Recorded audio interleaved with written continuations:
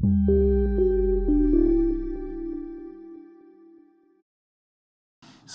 my second lecture is about complex management of chronic musculoskeletal pain and injuries, integrative strategies for the regenerative physician. I actually wanted to add here, and I think some of my previous presentations similar like this, I was adding in aging individuals, so actually it's about aging individuals.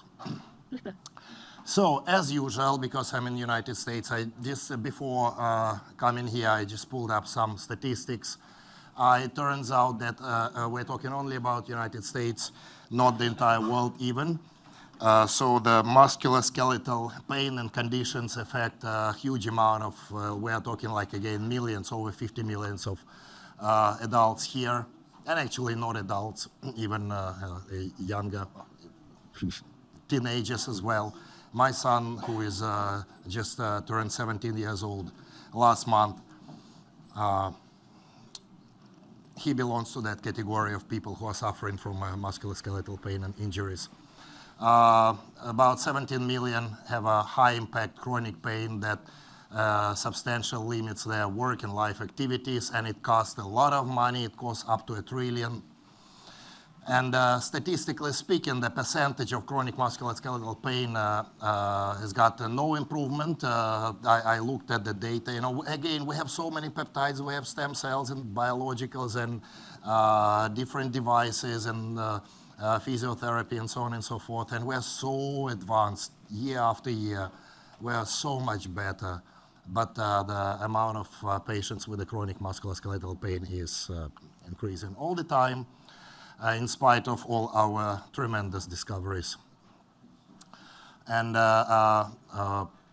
American Association of Orthopedic Surgeons actually say that 1 in 2 adults are affected by musculoskeletal disorders.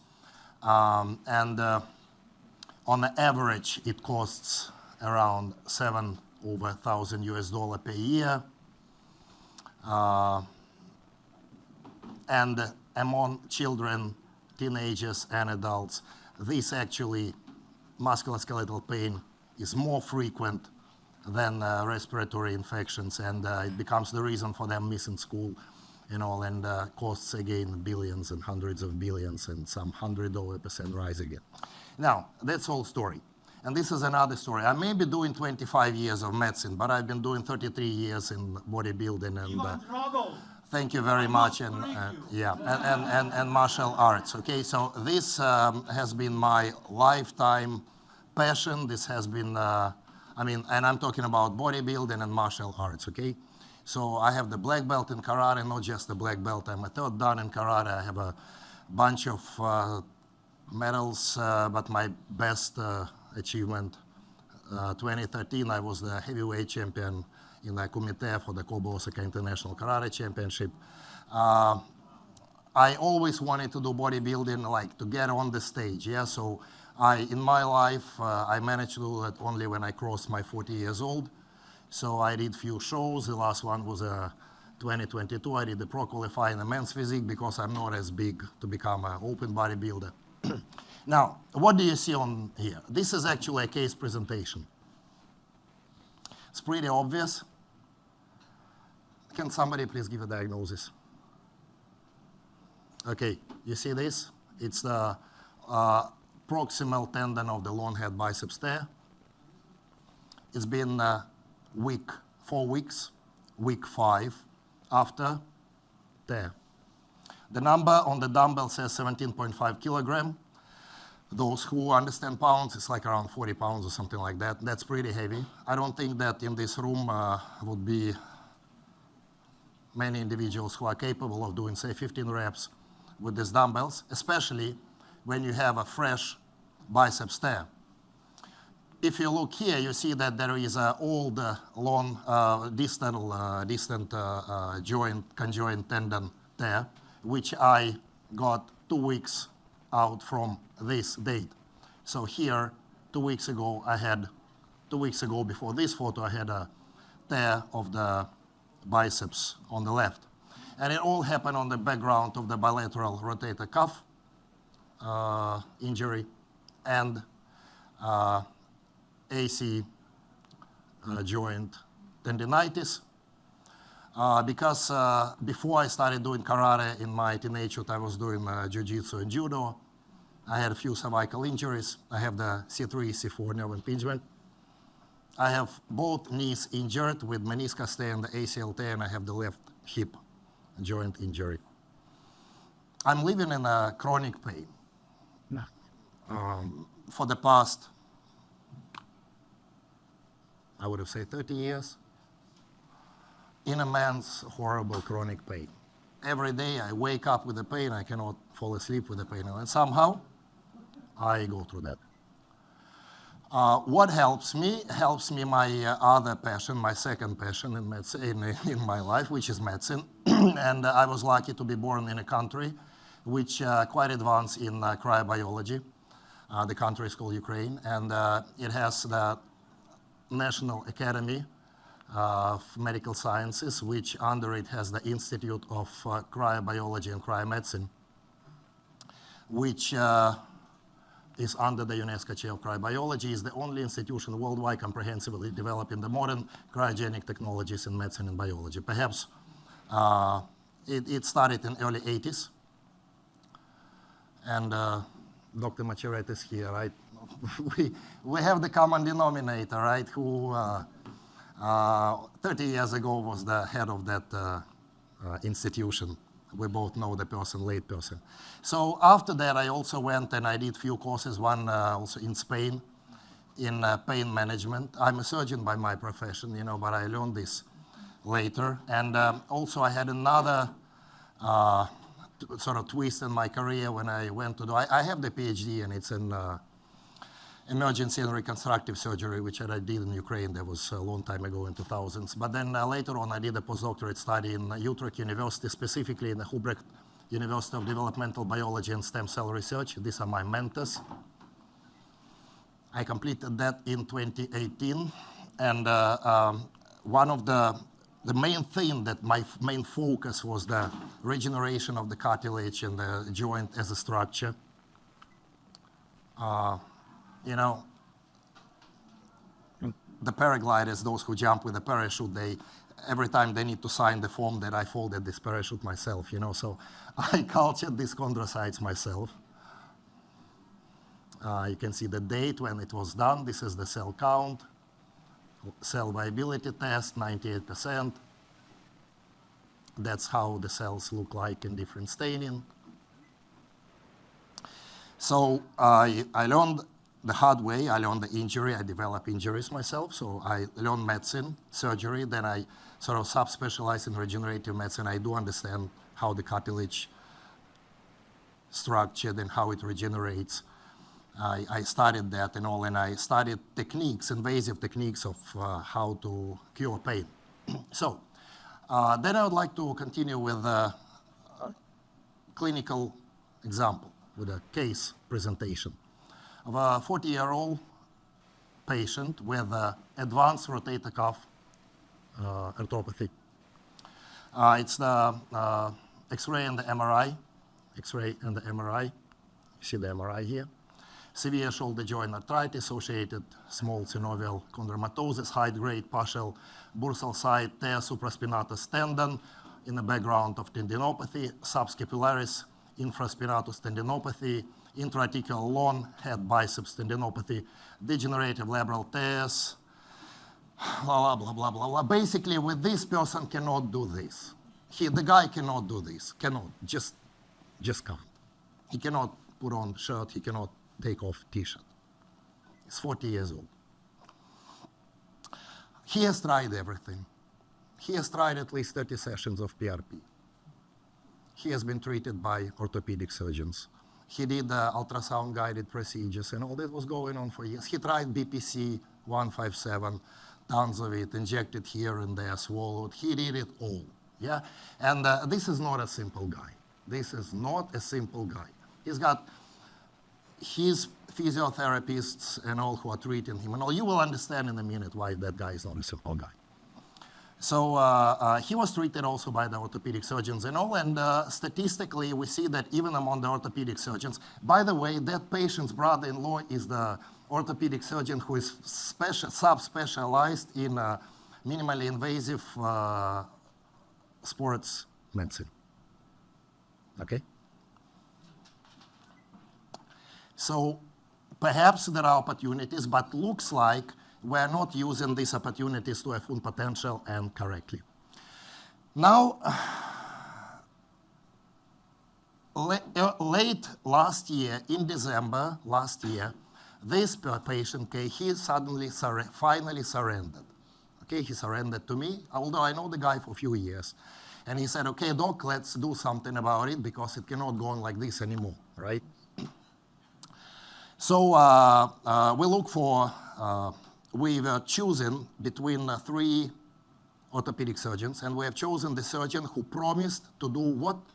To do the least possible surgical intervention that he could do. Okay? And after that, you see, the surgery was done on Friday, and the Monday evening, I ran, all in total, I gave $500 million MSCs IV, and we started exosomes injection, because these are still unremoved from the surgery, you know, the port, because he did the minimally invasive arthroscopic. We started exosomes. The idea was to bypass the inflammation as much as possible, yeah? Because if he heals through the inflammation, it will just defeat the purpose of doing the surgery, because there is a specific goal. This is not a simple case. That's how it goes later.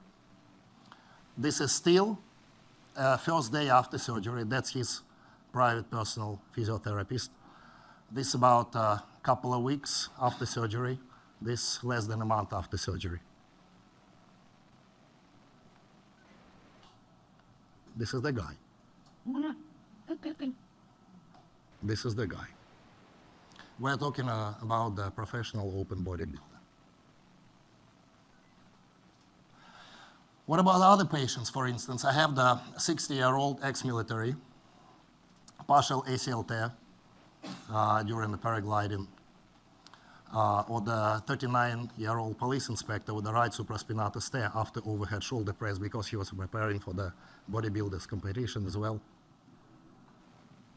And this happened 3 weeks out of the competition. He couldn't even lift up hand, he couldn't do anything. But if he would know us, but he knew us, so he got on the stage like nothing happened.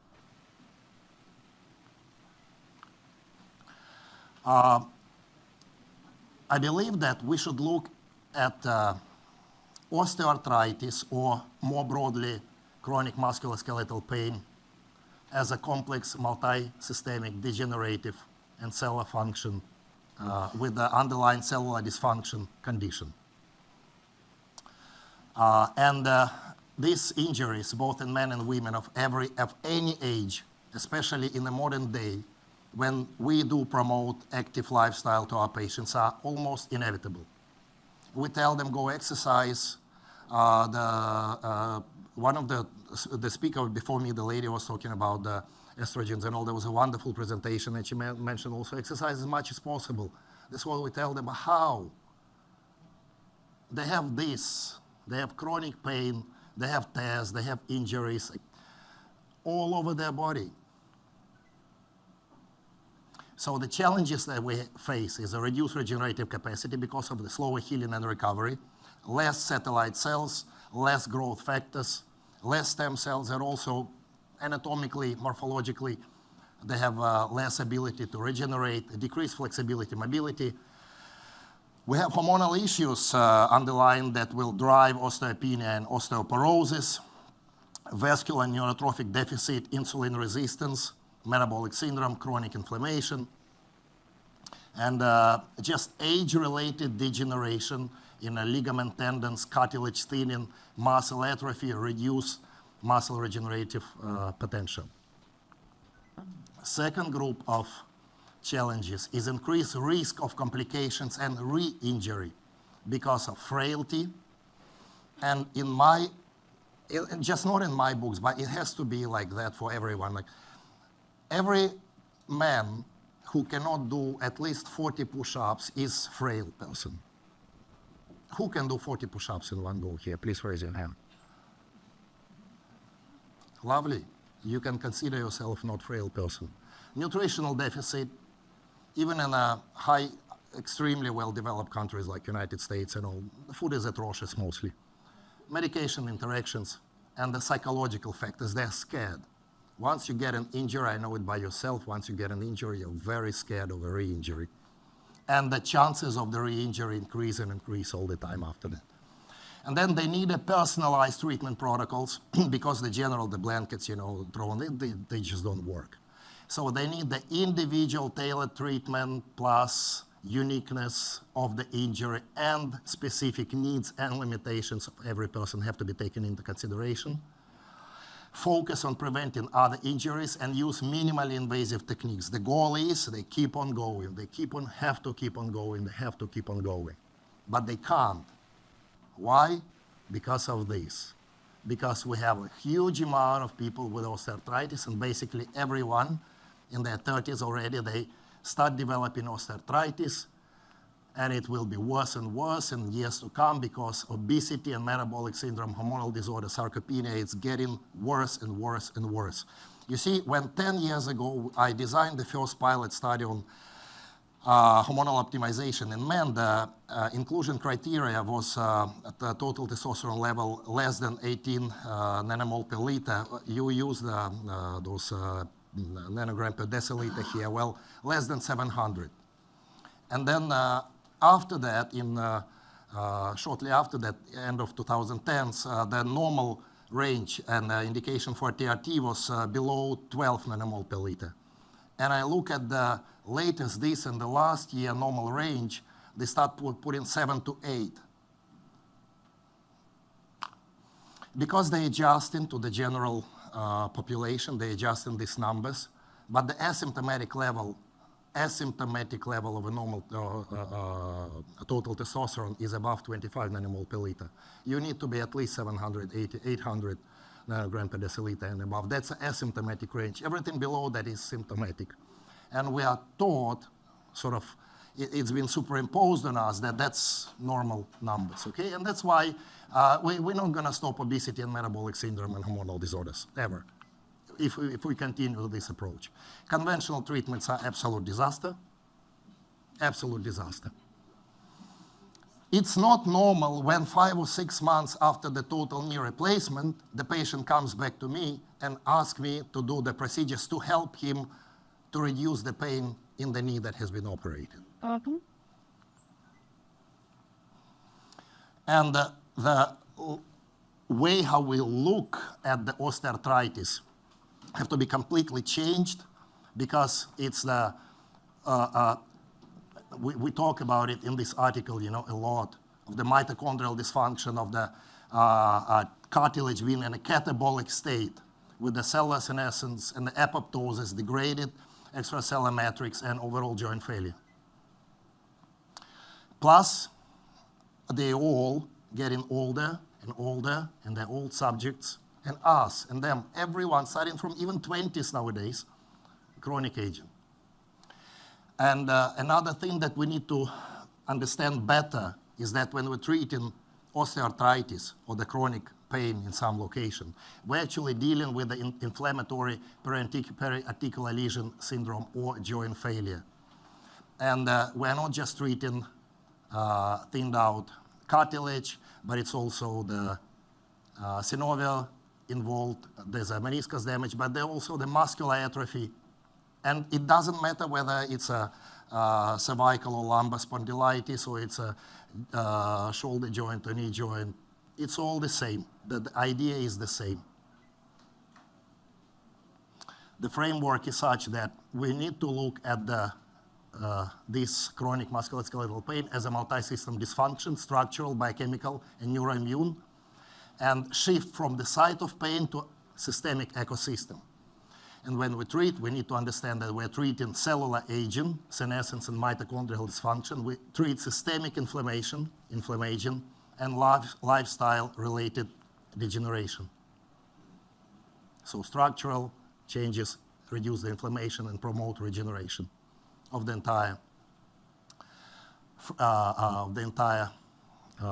anatomical area or the microcosm, in that area. So we need to pursue structural integrity, treat joints, ligaments, fascia, muscles, improve the biochemical status, hormonal metabolic changes, inflammatory profile have to be treated, neurological modulation, central sensitization, the pain threshold, it changes in these people. They're prone to pain. When you have pain 24/7, I know it by myself, especially with my C3, C4, I was like literally only out of that hell about 4 or 5 months ago when I applied exactly what I'm talking about in this treatment, in this presentation. So the treatment approach, I break it down first to 2 parts, systemic treatment and local treatment. Systemic treatment, see it as the mTOR activation. Any biological system can survive, can exist only in 2 forms, either catabolic state or anabolic state. If the biological system is in a catabolic state, regeneration is impossible because you need to synthesize new molecules, new peptides, new protein, and that is possible only when the system is in an anabolic state. The anabolic gene is mTOR. We're not talking about mTOR hyperactivation, we're not talking about cancer and so on and so forth. We're talking about activating mTOR that's been chronically disabled for a long time. Yeah? So there has to be a balance and a sort of a cycle of the MPK, mTOR, MPK, mTOR. That is achieved with the stem cell therapy and hormonal optimization. And second is a local treatment, reduce local inflammation and promote regeneration with the peptides and exosomes. I have only 8 minutes left, so I need to increase speed. Yeah, so progenitor precursor stem cells, so systemic treatment. Systemic treatment, stem cells, and hormonal optimization. Why stem cells? Because stem cells, irrelevant what type of stem cells, whether it's MSCs, which are, as Arnold Kaplan said, medicinal signaling cells, or it's the progenitor precursor cells, unipotent, they do reduce inflammation. They do provide immunomodulation. Wonderful. What progenitor or unipotent cells do that the MSCs cannot do? Perform direct homing, improve organ function, improve and promote tissue regeneration. Progenitor cells can do it, MSCs can't. And all of them, they activate mTOR that will facilitate or enable tissue regeneration. Second, hormonal optimization. Which hormones are we talking about? Only 2, basically. Not even the hormones. We're talking about 2 axes. First one is the growth hormone IGF axis. We're looking into 250, 350 range of IGF-1. Usually, both in men and women, and just for women, you need about 50% more replacement dose than for men. And the stimulation of the hypothalamic pituitary gonadal axis, or if that's impossible, replacement therapies. Testosterone replacement therapy, both for men and women, possible. We have tons of papers about it. These are our statistics for men and women. I have a lot of talks online. Can visit and watch that, and the protocols and all. Then we go to the local treatment.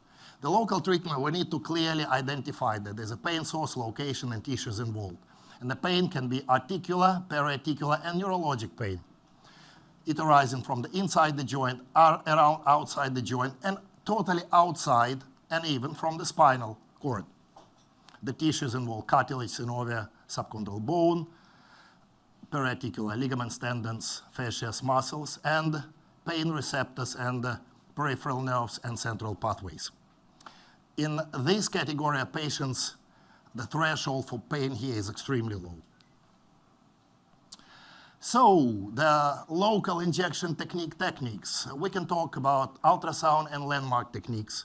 For those who are newbies, I always say that if you are just starting your sort of journey in this, do the ultrasound guided. Plus, if we teach, we always do use the ultrasound guided technique. It's better for visualization because the time should come when you should be able to imagine which anatomical area the tip of your needle is reaching. You should be experienced and see that even without ultrasound finally. And there's 4 types of injections: intraarticular, periarticular, Perineural infiltration, which is a very new thing. It was just, I forgot the name of the guy who described it in 2008. Just in the Ferguson or something internal medicine textbook, it just appeared in 2018, the chapter about it. And the osteotendinous junction or the enthesis injections. For the teaching purposes, yes, you can do even like that. You can even draw the landmarks and then projections of the anatomy of the bones and all on the surface. And then identify it on the ultrasound to perform a targeted injection. We use various products for that. Again, we have tons of papers and even the book describing all of this, starting with a growth hormone and the growth hormone secretagogues in various fragments to BPC, body protection compound 157, some novel molecules, and the exosomes and various peptides, including the mitochondrial peptides and the placental peptides. Why do we love the placental peptides and the cartilage extract so much?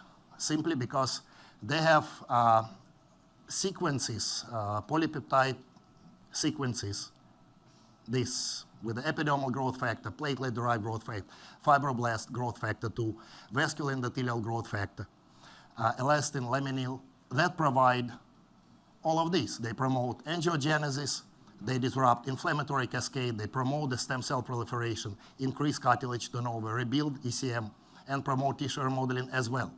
All that are doing the molecules which are procured from placenta and cartilage stem cells. Another thing is the growth hormone. Growth hormone can be directly injected into the joint cavity, and it's one of those rare substances that increase the mitotic activity of chondrocytes. It literally grows chondrocytes like in a petri dish, in vivo. Exosomes. I love exosomes. Why? Because they have all the benefits of the stem cells, and they just cost a fraction. You can do them almost every day.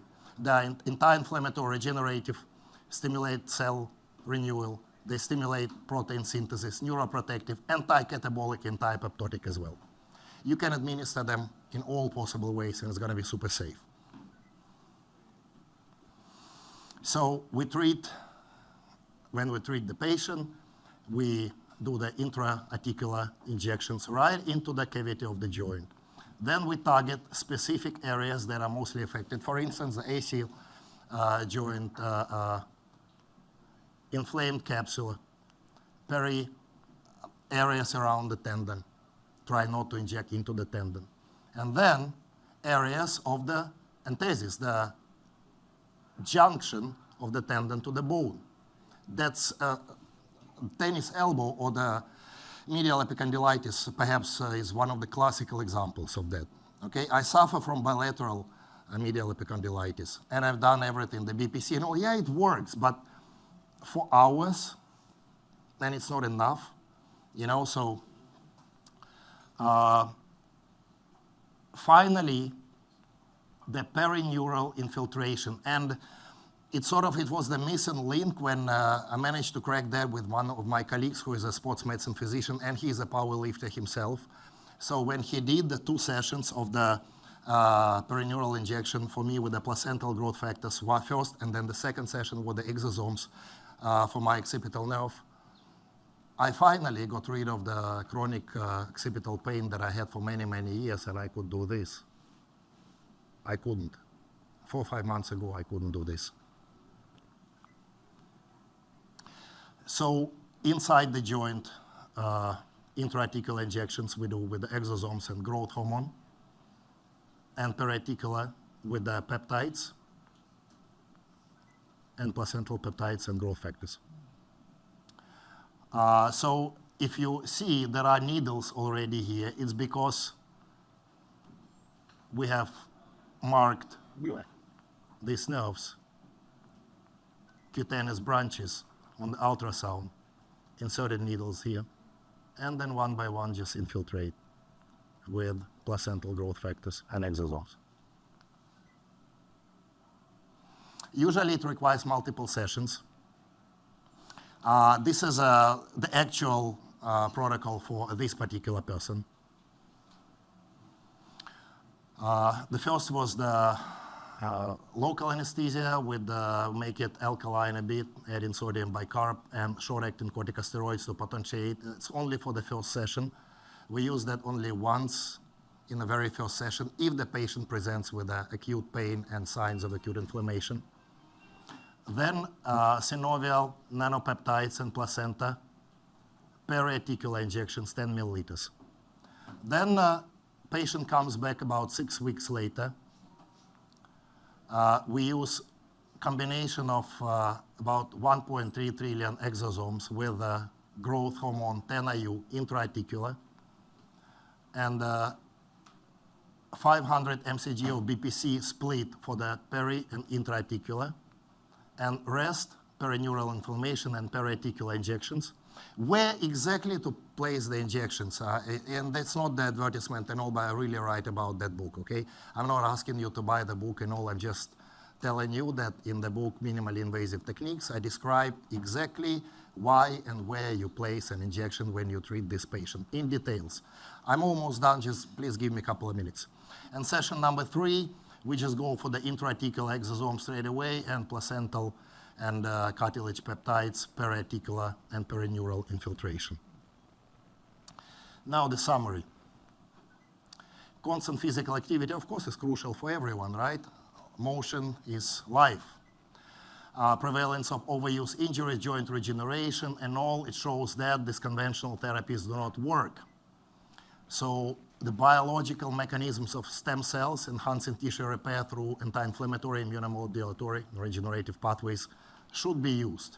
The concurrent use of therapeutic peptides will further accelerate healing, reduce inflammation, improve musculoskeletal function.